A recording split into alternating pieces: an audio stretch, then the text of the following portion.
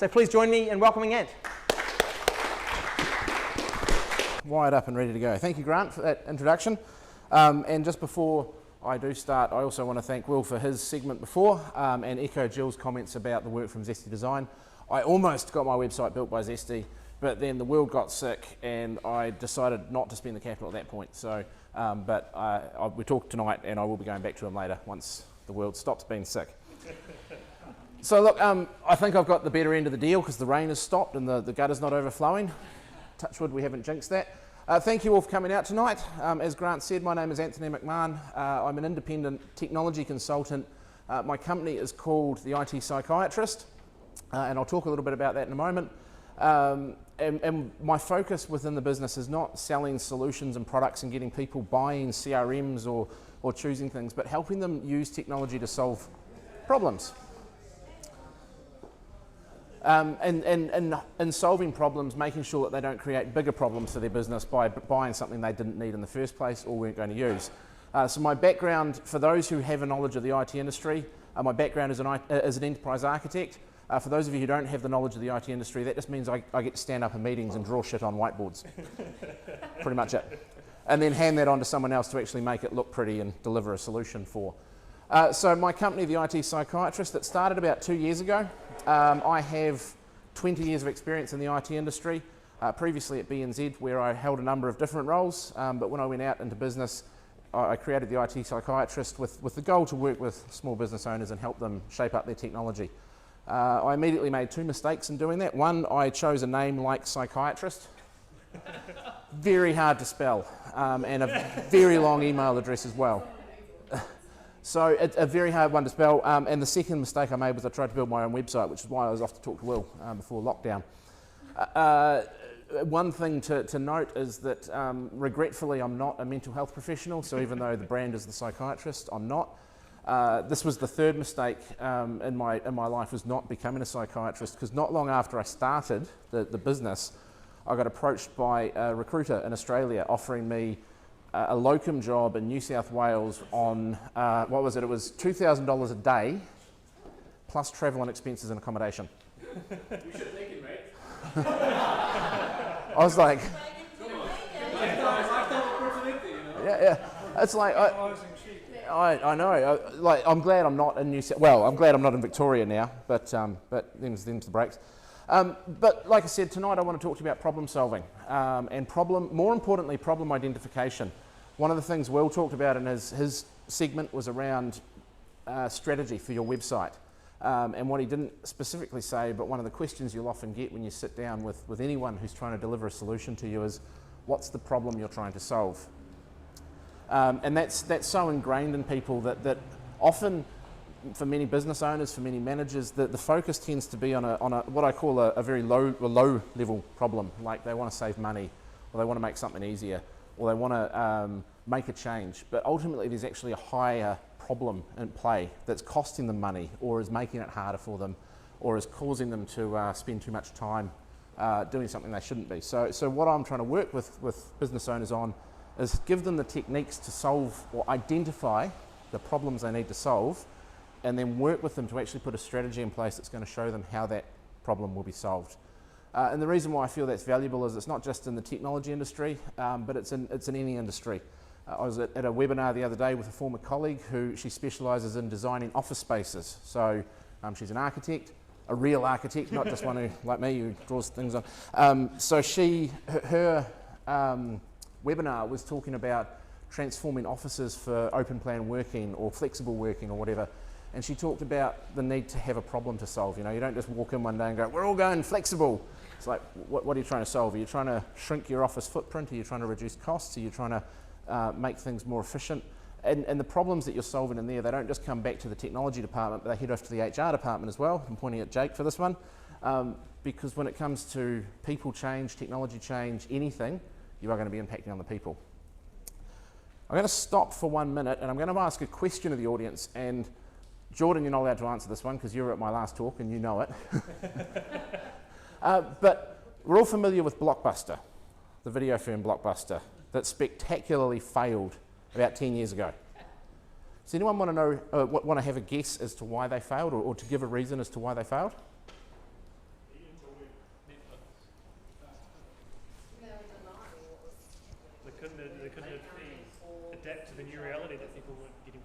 videos. Yep. All of those were true, but they weren't the reason they failed, and therefore they weren't the problem they were trying to solve. So what's not known about Netflix, what everyone knows about Blockbuster is that Netflix is pretty much the reason they don't exist anymore. You know, internet streaming, high-speed capability to get movies onto your phone while on the train. You can watch Angry Birds from anywhere in the world. Caused Blockbuster to go out of business. What people haven't heard is the story that Blockbuster had the opportunity to buy Netflix 3 times before that. 3 times. Netflix showed up and said, do you want to buy us? And Blockbuster went, no. And then they showed up again and went, do you want to buy us? And they went, no. And then there was a third one. What was happening in the business at the time with Blockbuster is they were actually going through a transformation of themselves. They were changing their business model. They had a new CEO that came in, and he changed his business model to the point where they were competing with Netflix at the time. So Netflix's original model was mail order DVDs. We used to have Fatso here, but Netflix was sending out DVDs through the mail. Blockbuster came up with the same solution. The CEO had the same solution. In doing that with Blockbuster though, what the CEO also did was change some of their business models. He abolished late fees, and he prevented, or didn't prevent, but by offering mail order, he meant customers couldn't go into stores anymore, or didn't need to go into stores to get their DVDs. The problem with the first one is by abolishing late fees, he eliminated 36% of their revenue overnight. And the second one, they didn't make that much money out of DVDs, it was the popcorn, the chips and the ice cream that you were buying while you're in store. So if people weren't going into store to buy a DVD, they weren't buying all the other supplies they were going to watch while they were renting the DVD, therefore Blockbuster weren't making money. The board got rid of the CEO, brought a new one in, he reversed it all, put late fees back in. By this point, the world had kind of figured out that we didn't like paying late fees, and if we didn't have to, we wouldn't. So Netflix became a big player because one of the things Netflix didn't have, they didn't have late fees. Blockbuster did. So that was one of the things where Blockbuster thought they were trying to solve a problem. Turns out the problem they were trying to solve wasn't the problem in the first place, and they just created more for themselves along the way. Because they could have just asked the customers what they wanted and done Correct. discovery to then give them more. Correct. Absolutely. They should have been out there talking to their people and finding out what they wanted and offering more services. And ultimately with Netflix, with their online platform, they were able to very, very quickly adapt to a brave new world of ultra-fast broadband, which meant that we could get the Netflix that we know today. You know, like I say, I'm not kidding when I said that they could have been bought by Blockbuster at least 3 times in their career and had approached Blockbuster as well to be bought out. Had Blockbuster made that decision, we'd be having a very different conversation today. I wouldn't be using them as an example. I'd be probably talking about Henry Ford, and I told Jordan I wasn't going to talk about him tonight. So, now within that, there's a few techniques that business leaders can be using to identify the problems. Now you may have heard of some of them. A couple of them come from Japan, the bastion of efficiency in the global corporate world. One of them comes from Italy, not well known for efficiency. And I'm not sure where the other 2 come from, but they're pretty common sense anyway. So the first one I just want to talk very quickly about is the 5 whys technique. Now has anyone heard of the 5 whys before? A couple of people? So the 5 whys is it's a common technique in solving or identifying problems. And it starts like this. Why do we have a problem? Someone provides an answer or more than one answer. Why is that a problem? Just keep drilling down and asking why. Why is that a problem? Why is that a problem? Why is that a problem? Now ultimately it originated in Toyota, and I can't remember who it was that came up with it. But what they found was typically it was about five questions on average, 5 whys, hence the name, before you got to an underlying root cause. Sometimes it's a bit more, sometimes it's a bit less, but typically it's 5. If you ask people 5 times, why did this happen? Why does it happen? Now, if we talk about page speed, for example, why is the page speed slow? Well, the images aren't compressed. Why aren't they compressed? Because I don't know how to compress them. Why don't you know how to compress? You know, you can start to drill down and get to the point where you go, okay, the solution for me now is to go and compress them using whatever tool it was you talked about. If you're on WordPress, I use an app called Smush to bring mine down. So that's the 5 whys. That's one way to get to it. And like I say, there's often more than 5 whys, but that's one technique that works. The other one, which I won't go into a lot of detail because it gets very complicated, also from Japan, is the Fishbone Diagram, or the Ishikawa model. Now, Ishikawa was the guy who created it, but the reason it's called the Fishbone Diagram is because it looks like a fish, quite literally, if you've ever seen it. It starts with the problem at one end that you think you might have, then all the factors that may be causing that problem to exist, whether it be people, whether it be technology, whether it be skills, platform, communications, whatever, all feeding in and trying to find the underlying cause of why those factors are impacting on the problem and causing the problem in the first place. So that's another model. I'm not going to go into too much detail about how it works because it takes about a 4-hour workshop to actually get one of those stood up, and I can't do it justice in the time we've got here tonight. For the final three, one from Italy, again not really known for their efficiency in the modern era is Italy, but this is the Pareto Analysis. Now, who's heard of the 80-20 rule? That's the Pareto Analysis. What the Pareto Analysis is the theory that 80% of your problems are caused by, or 80% of things going wrong in your business are caused by the top 20% of problems. Or it has been turned around that 80% of your revenue comes from 20% of your customers, etc., etc. But basically what it's doing is taking you through a template where you start to map out what issues you've got and how much time you spend on them. And therefore you can start to prioritize what's important. So if we come back to some of the page speed stuff, now I did my test, I'm at 42 and I thought I was much higher, so I'm disappointed. Well, we need to have a chat later. Coming back to that, what I need to be looking at there is what's the problem. You know I've got a big video on my page, I've got a couple of images. Is it page compression? Is it something else? What do I need to start dealing with first so that I don't start sitting down and trying to fix that video when that video wasn't the problem in the first place? So the Pareto Analysis helps you prioritize your problems. The fourth one is journey mapping.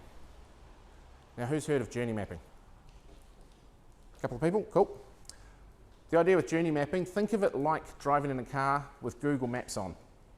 With journey mapping, what you are doing is building out the process that you've got in your business, or the processes you've got, trying to identify how much time you spend in each part of the process, and then trying to eliminate those bottlenecks as much as possible. And the reason I say it's a little bit like going on a journey in the car with Google Maps on is that's exactly what Google Maps is doing. Traffic jam, right, rerouting. Go this way, it's going to be 5 minutes slower. Go, you know, it's doing that at the same time. So that's what you can be doing in your business, is mapping out the end-to-end process and starting to time each step in there. Because at a micro level, it might be something in your process that's the bottleneck. Yep. I just want to add that by reporting process, you're actually helping to onboard new staff as well. I'm a true believer in the reporting process and improving process. Yep, no, spot on. It's really important. It gives you so much benefit. It's not just solving problems, but yes, absolutely, repeatability and being able to bring people on. It creates a transparent window. You can begin to measure and really see, put KPIs against each activity and function in the business so that you can manage it. Correct. Yep, absolutely, absolutely. And I've got an example of a company that I know. They're not just down there. I heard it from another company that's just down the road here recently. The company in question was a property inspection company. And the way they were operating was that they were sending their staff out, their property inspectors out with a clipboard and a sheet of paper, and the inspectors would do their report or tick the boxes and do everything they needed to do. At the end of the day, they'd take all of their reports back to the office, they'd hand them into the office manager, and the next day she'd print them out, she'd type them up. She wouldn't print them out, she'd type them up, and then she'd email them back to the inspector to make sure it was all accurate, and then he would forward them on to the customer. There's an app for that. And what this company did was get the app. They got an iPad and they gave it to the people, but they didn't give them the proper app. They just built a form. And with that form, those inspectors then on the iPad went tick, tick, tick, tick, send email, went back to the lady in the office, and guess what she did? She printed it out, put it in the in tray for tomorrow. So there's an app for that. That's exactly it. Had they actually looked at the end-to-end process, they'd have found a much better way than just putting a form on top and trying to deal with it that way. Because what they didn't do at any point there was improve the process for the customer. They improved the process for the inspector, but the property inspector is not the one who wants the report. The customer buying the house is the one that wants the report. And this brings me to the very final step, which, I'm sorry, what was your name again? Tatiana talked about right at the start. Talk to your people and your customers. Because the best source of truth of any problems in your business is the people who work in the business and the customers who buy the products from you. They will tell you very quickly if you have an issue or not. They will tell you even quicker if you give them free beer and pizza. Especially if they're technology staff. But that's the most that's the most effective way to get a problem identified in your business, is to go straight to the people that it's impacting the most, because they have the direct feedback and they will give it to you honestly and openly. You can then start to, once you've got that feedback, you can start to go back through the other ones I talked about. You can start using a Pareto analysis to find out where the priorities are. You can start doing a journey map to actually see where the bottlenecks might be. But the people will tell you exactly what they are. So as a technology guy, I won't say geek because I don't like using that label. As a technology guy, the one thing that I'm very passionate about is bringing technology back into the people. Every change you make has an impact on the people that are working in your business in some way, positively or negatively. And if you don't bring them on that journey, and I can feel Jake looking at me on this one, if you don't bring them on that journey, you're failing to deliver the change you need, and therefore your business will not be as successful as it could be. So that's the one takeaway I want from you tonight, is don't trust the salesman sitting on the other side of the table that everything's going to be fine. Trust your people who are going to be using the system. Thank you very much.